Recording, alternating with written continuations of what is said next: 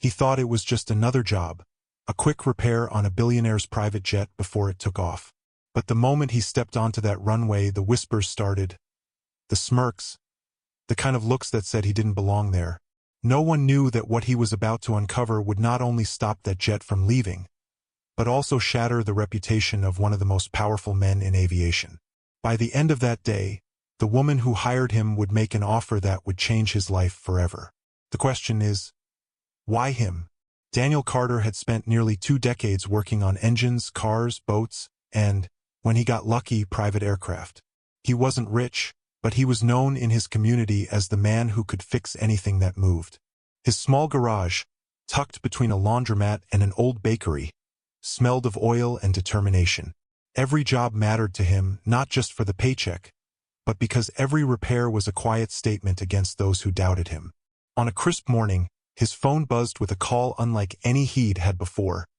Urgent, high-paying, and from a name he recognized instantly. Victoria Reynolds, billionaire CEO of Reynolds Aerospace. Her jet had broken down on the runway, delaying an important meeting in New York. Daniel didn't know it yet, but stepping onto that airstrip would put him in the middle of a world that judged him before he even touched a wrench. And in that world, one mistake could cost him far more than the job. The security guard spotted him the moment he stepped onto the runway. Daniel was wearing his work overalls, toolbox in hand, but that didn't matter. The guard's eyes narrowed, and his walkie-talkie crackled to life. Within seconds, 2 more men appeared, circling him like he'd wandered somewhere he had no right to be. "Maintenance," he said, holding up the work order. But they barely glanced at it. One smirked. Another whispered something under his breath that made the others chuckle. It wasn't the kind of laughter you share with a stranger. It was the kind you aim at someone you want to make small. By the time Daniel reached the sleek, silver jet, a small group had gathered: ground crew, technicians, and a man in an expensive suit whose expression made it clear he wasn't impressed. That man was Thomas Bradley, Senior VP at Reynolds Aerospace. "This is your mechanic?" Thomas said, loud enough for everyone to hear. "We're trusting a multi-million-dollar aircraft to him?" His pause on that last word said more than any insult could. Daniel didn't respond.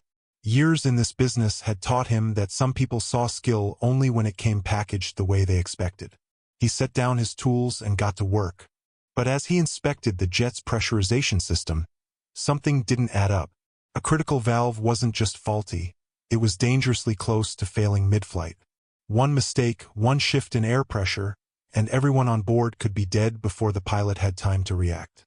He walked over to Thomas to explain, but the executive waved him off. "Just patch it up. We have places to be." That's when Daniel saw it. Engraved on the faulty component was the model number of the G7 system. His system, the one he'd designed years ago only to have it rejected by the same company, and then mysteriously appear in their jets without his name attached. His stomach twisted.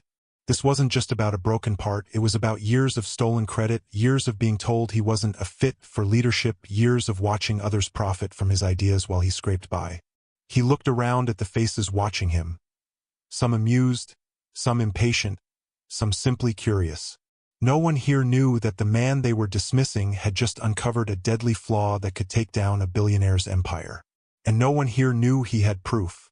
What Daniel did next would not only decide whether this jet left the runway, it would decide whether the truth finally saw daylight. The air on the runway felt heavier, pressing against Daniel's chest as if the jet itself knew what was at stake.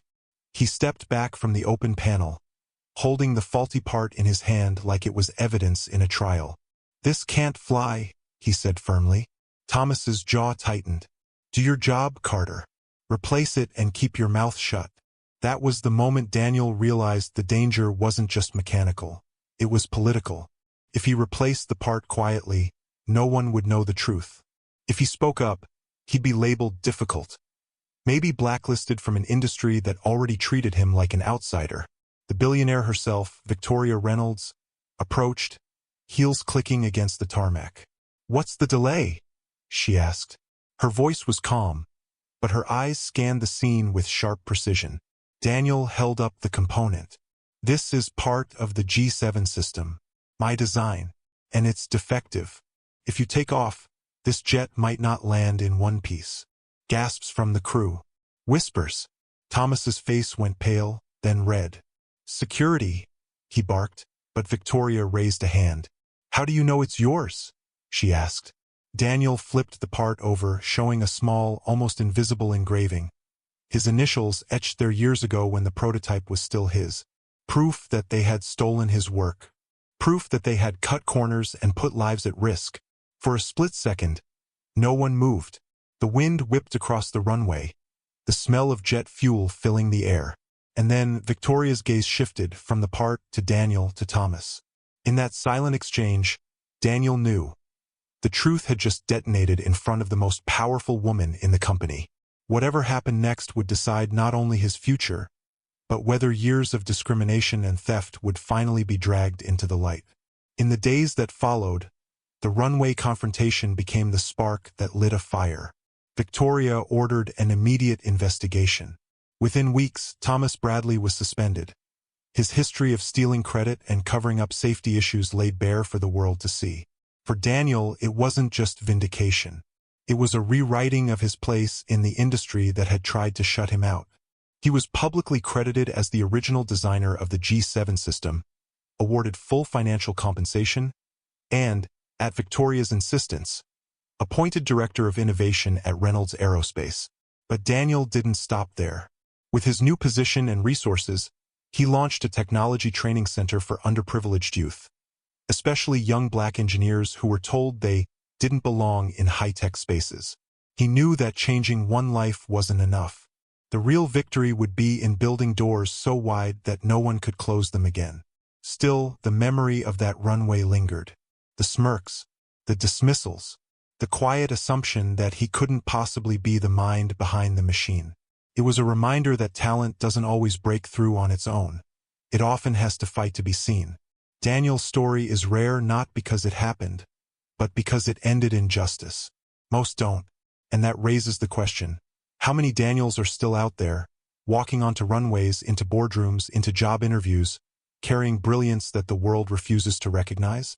The answer is in what we choose to see, and what we refuse to ignore.